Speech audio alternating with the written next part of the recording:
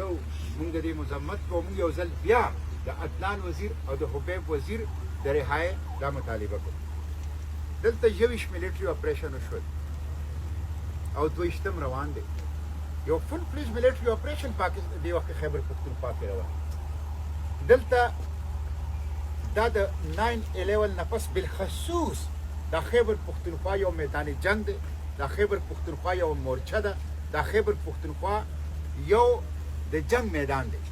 دلته هیڅ قسمه ایجوکیشن، دلته هیڅ قسمه هیلث، دلته هیڅ قسمه لاین آرډر، دلته هیڅ قسمه سکیورټي، دلته هیڅ قسمه ډیولپمنٹ نشته. دلته صرف جنگ دی او دا جنگ ډالري جنگ دی. دا جنگ چې د هغې خشاک زموږ ځوان دی. دا جنگ چې د هغې میدان زموږ خوره ده. د ظالم خلاف د بغاوت چغه پورته کول شرف انسانیت دی. د ظالم خلاف د بغاوت چغه پورته کول د اسلام تعلیم دی.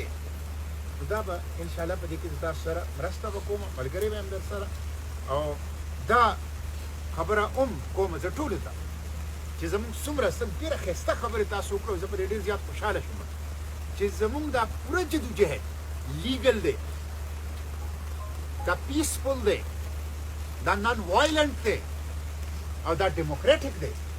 موږ په دې انداز سره د خپل جدوجهد په مخ کې باندې بوځو چې یو لیګل، یو نان وایلنټ، یو پیسفل، یو ډیموکراټیک انداز سره په دې وطن کې، د دې وطن په جغرافیه کې، د دې وطن د کانسټیټیوشن لاندې چې کوم وعدې تا کړي دي د کومو حقوقو فیډریټینګ یونټ سره او انسانانو سره، هغه حقوق موږ غواړو، هغه حقوق غواړو.